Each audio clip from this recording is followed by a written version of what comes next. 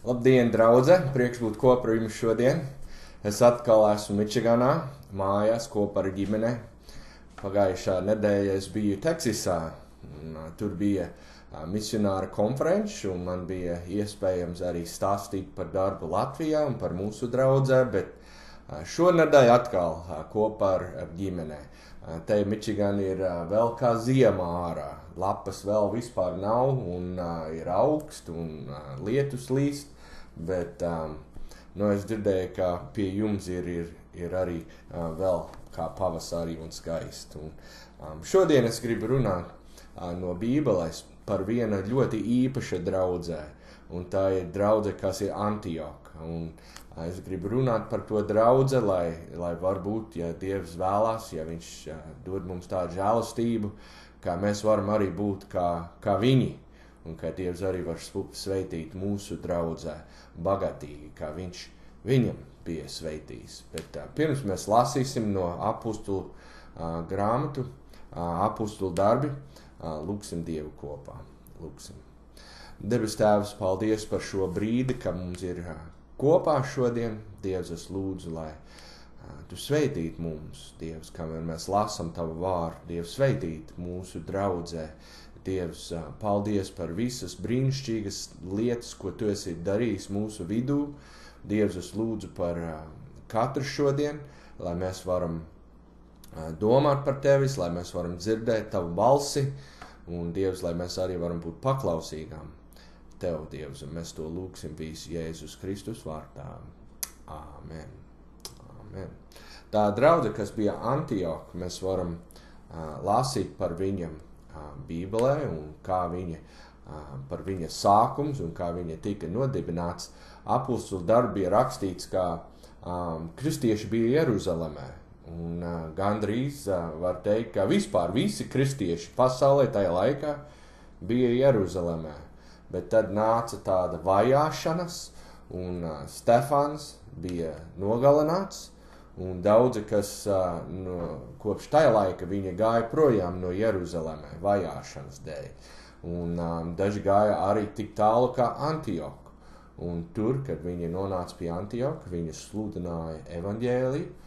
Vispirms viņi sludināja sinagogās, viņi sludināja jūdiem, un tad arī tie, kas, var teikt, pagāniem, nejūdi, arī dzirdēja labu vēstu par Jēzus Kristus, par viņa nāvi, par viņa augšām celšanos, par pestīšanas, par mūžīgo dzīvību un par piedošanu, un viņi arī sāk ticēt. Un tad tas draudze sanāca kopā gan jūdi, gan pagāni cilvēka, un ka Jēzus Kristus miesā, var teikt, tajā pilsētā Antioka. Un tā bija brīnišķīga vietēja draudzē.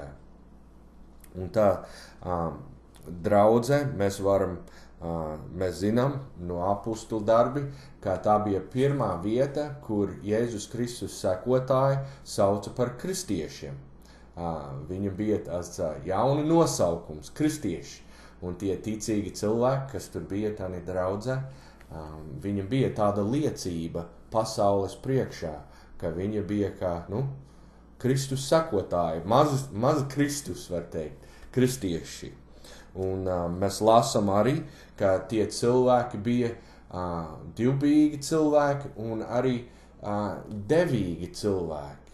Viņi dzirdēja caur prāvietis, kā būs bads un kā būs grūtības Jeruzalemē, tie ticīgi, kas bija Jeruzalemē, un visi kopā viņa savāca naudu, viņa ziedoja naudu, lai palīdzētu viņa brāli un māsas, kas bija tālu, kas bija Jeruzalemē, un viņa sūtīja brīvprātīgi un ar priecīgu sirdi, viņa sūtīja viņam tās ziedojumu, lai palīdzētu viņa grūtos laikos, un tad mēs varam saprast un secināt, ka tā draudze bija pilna ar Jēzus Kristus mīlestību. Viņa mīlēja viens otru, un arī Jēzus Kristus sekotāji, kas dzīvoja cita vietā. Un, protams, tās mīlestība ir tās darbības vārds. Ne tikai ar mute teica, kā mīlēja viņu, bet viņa kaut ko darīja un palīdzēja. Un tā bija viņa draudzē. Mēs lasām no 13. pantu bišķiņ vairāk par viņu. Es gribu lasīt no Apustuļu darbi 13. nodaļu, un sākot ar 1 līdz 4 pantām, un tad bišķiņ tālāk 5-10 pantu. Antiohijas draudzē bija prāvieši un mācītāji Barnaba un Simjons, saukts Nīģers, Kīrenietis, Lūkijs un Manēns, kas bija uzaudzināts ar tetrārtu Herodu un Sauls. Kad tie kalpoja tam kungam un gavēja, Svētais gars sacīja: nošķīriet man Barnabu un Saulu darbam, kādam es viņus esmu aicinājis. Tad viņi gavēja un lūdza Dievu, un tiem rokas uzlikuši, tos atlaida. Bet viņi, Svētā gara izsūtīti, aizgāja uz Selūķiju un no šejienes pārcēlas uz Ķipru. Un tad mēs lasām, ka viņi gāja uz viņa misionāru ceļojumu, viņi gāja uz dažādas pilsētas un gāja sinagogās. Un kad viņi bija sinagogā, viņa bija iespējams sludināt par Jēzu Kristu, par Dievu un viņa mīlestību un par viņa mesiju. Un ļoti liels uzsvars viņa arī lika uz Jēzus Kristus augšām celšanos. Tā pierādot, ka viņš ir Dieva svaidītājs, ka viņš ir Kristus, ka viņš nomira par viņa grēkiem un tagad viņš ir dzīvs un viņš ir Dieva dēls. Tas, kas nāca pasaulē, lai izglābtu cilvēkus no grēkiem. Un viņu sludināja jūdiem, un kādreiz tie jūdi arī pieņēma un arī daži nepieņēma. Un tad evaņģēli gāja tālāk uz pagāniem, kad tie jūdi varbūt atraidīja viņam, neticēja, tad vārds tika sludināts pagāniem. Un viņa ticēja. Un lasīsim 43. pantu. Apustuļu darbi 13:43. Sinagogas apmeklētājiem izklīstot, daudz jūdu un dievbijīgu proselītu sekoja Pāvilam un Barnabam. Tie viņus pamācīja un paskubināja paliekt Dieva žēlastībā.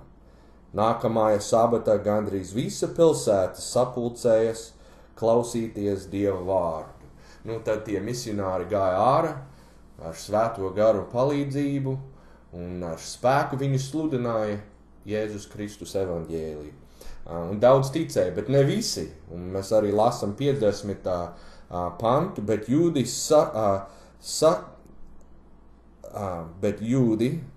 sakudīja augstas kārtas divbijības sievas un pilsētas ievērojamākos vīrus, sacēla vajāšanu pret Pāvilu un Barnabu un izdzēna tos no savām robežām.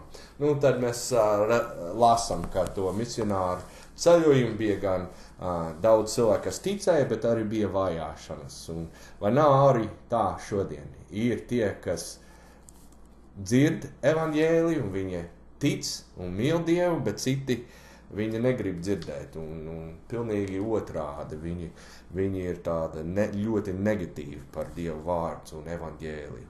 Bet par šo draudzi, par Antiohu, mēs lasām šeit arī 13. nodaļu, ka viņa bija prāvieši un mācītāji, un viņi tur kalpoja tam kungam.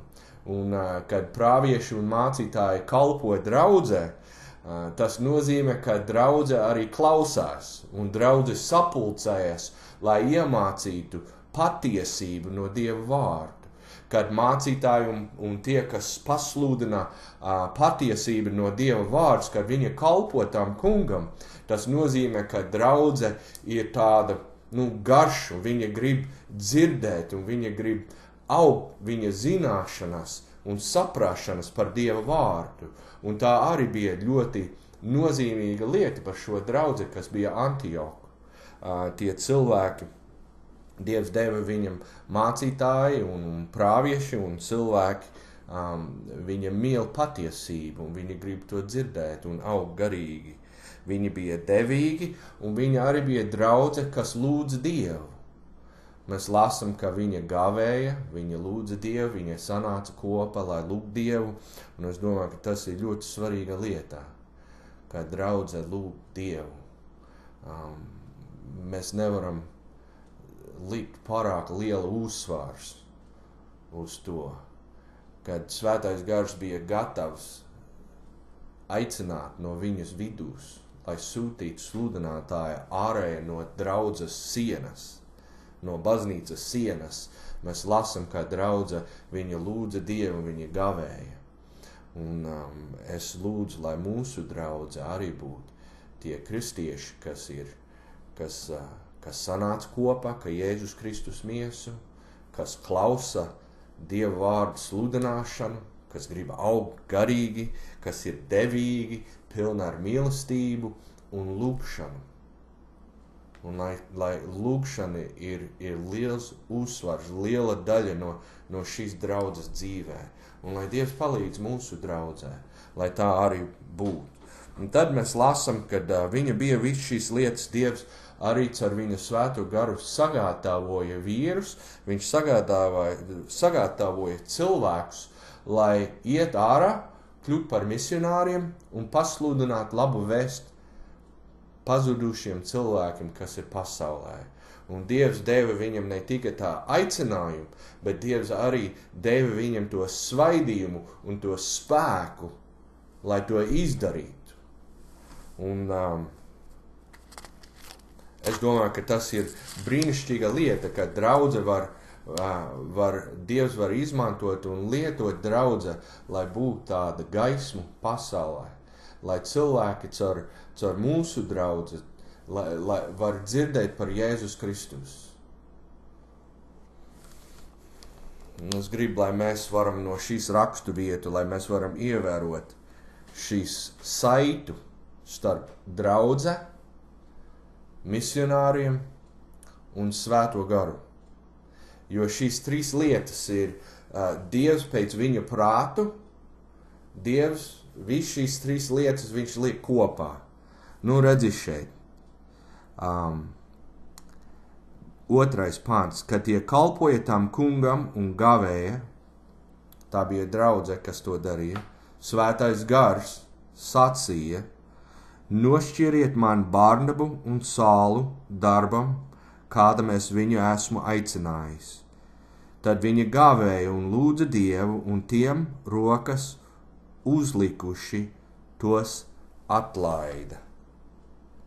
Mēs varam šeit redzēt šīs trīs lietas – draudze, Svētais Gars un misionāri. Misionāri, draudze un Svētais Gars. Šīs trīs lietas darbojas kopā. Nu, kurien nāk sludinātāji? Vai viņi vienkārši krit no debesīs? Nu, kurien nāk misionāri? Viņi nāk no draudzes, no vietēja draudzes. Šeit tie cilvēki bija uzticīgi Dievam, viņi kalpoja Dievu, viņa draudzē, viņa kalpoja tam kungam, sludināt evaņģēliju, viņa vietēja draudzē, un tad Svētais Gars aicināja viņam, lai arī iet ārā un sludinātu citiem.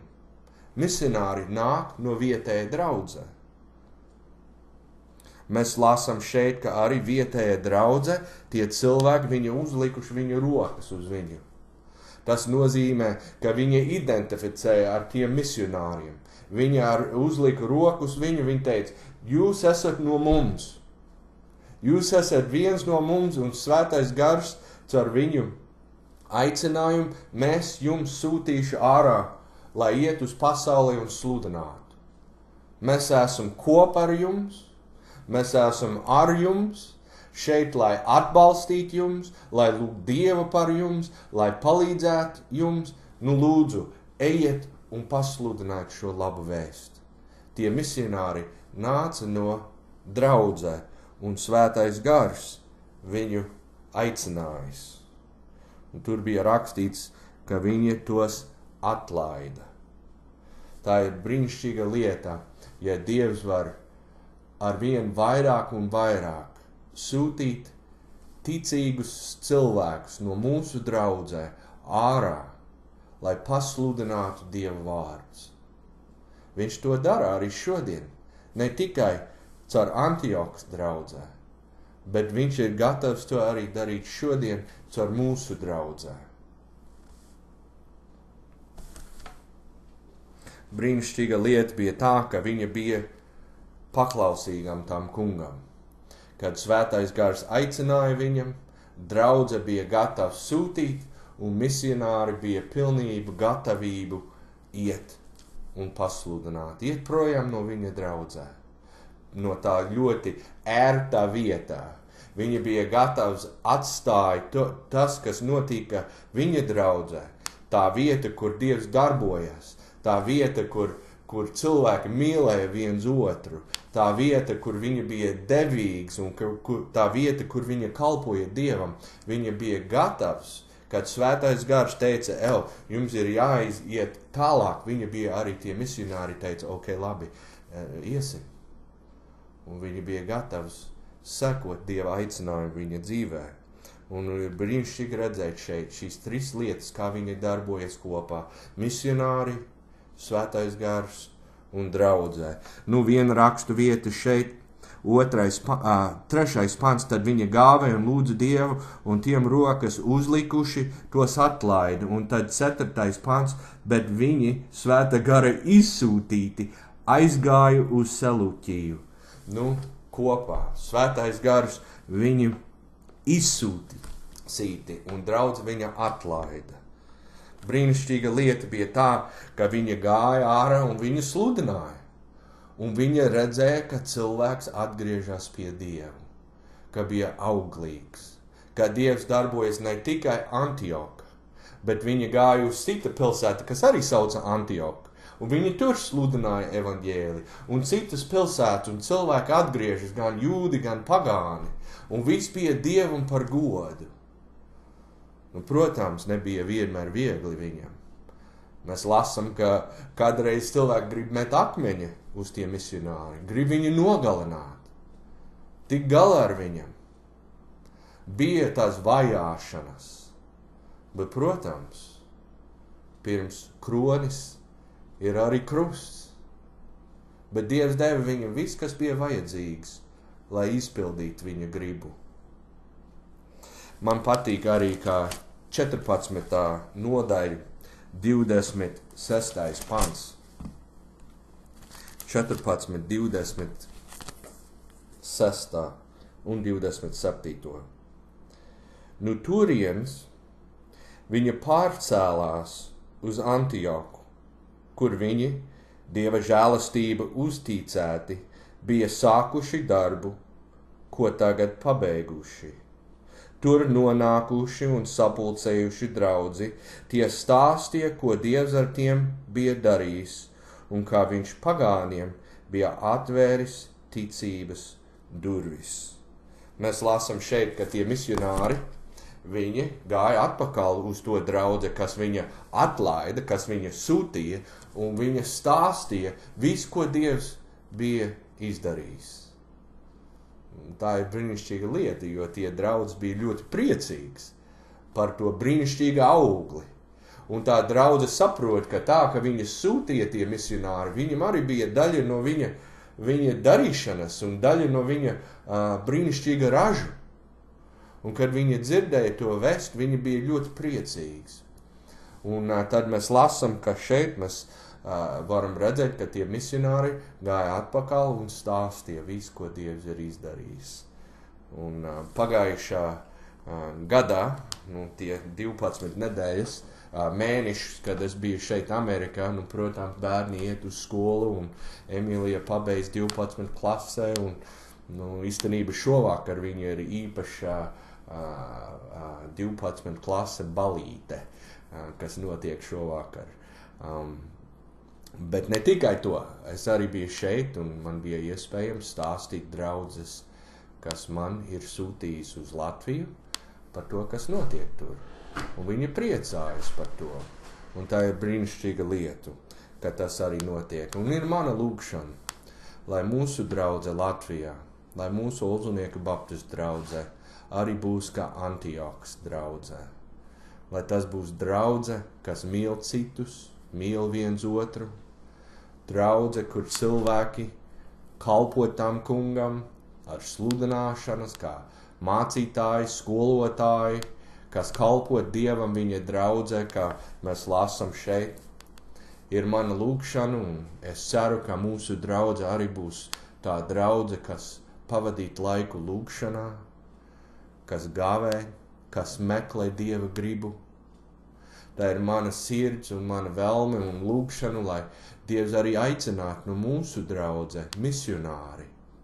Tie, kas var iet uz citus vietas, citus pilsētas un stāstīt labu vēstu par Jēzus. Mēs esam to redzējis. Mums ir brīnišķīgas iespējas, kur Dievs ir atvērs durvis un citas vietas kā Platone, kur būs nometne šo vasarā. Dievs ir atvērs dažādas iespējas, lai kalpot tam kungam robežos. Un ir mana lūgšana, lai mūsu draudze redzētu to, ka ļoti pozitīva lieta un lieta, ka vienkārši tas ir jābūt, jo mēs esam draudzē tieši kā tā draudze, kas ir jaunā derība. Un lai Dievs palīdz mums, kā mēs varam būt kopā ar tiem, kas iet ar mūsu lūgšanas un ar mūsu atbalstu. Lai tas darbs notiek un lai tas darbs būs veiksmīgs un lai Dievs svētais gars iet un pārliecināt cilvēkus par to, ka viņi ir grēcīgs un ka viņi dzirdēt labu vēstu, lai viņi atgriež no grēkiem un pieņemt Jēzus un lai būs daudz augļus. Un tad mēs gaidam, lai mēs varam dzirdēt brīnišķīga atskaita par to, kas notiek tajās vietas. Lai draudze kopīgi var priecāties ar tiem, kas arī iet, un tie, kas iet, var nākt atpakaļ un priecāties ar tiem, kas viņus sūtīja. Lai Dievs sveitītu mūsu draudzi, lai Dievs palīdz mums visiem saprast, kur ir mūsu vietā šis brīnišķīgs darbs, lai stāstītu pasaulē par Jēzu Kristu. Lūksim Dievu kopā. Mūsu debes Tēvs, paldies par mūsu draudzē. Paldies par svēto garu. Paldies par vīri un sievietes, kas ir gatavs iet ārā no draudze un stāstīt cilvēkiem par Jēzu. Dievs, šeit mēs esam. Dievs, mēs gribam, lai Tu lietot mūsu dzīvēs, mūsu draudze, Dievs, Tev par godām. Dievs, palīdz, lai mūsu draudze būtu kā Antiohas draudzē. Un Dievs, mēs esam ļoti pateicīgs, ka Tu darbojies caur draudzē, caur svētu garu un caur misionāriem arī šodien. Un Dievs darī to darbu mūsu vidū, un mēs to lūgsim Jēzus Kristus vārdā. Āmen, āmen. Lai Dievs jūs sveitītu.